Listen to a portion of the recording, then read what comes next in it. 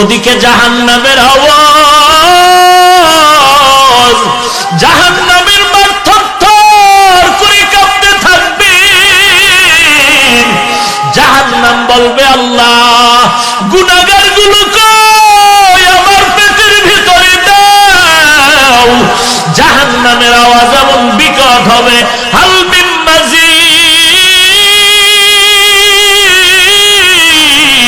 জাহান্নামের বিকট আওয়াজ।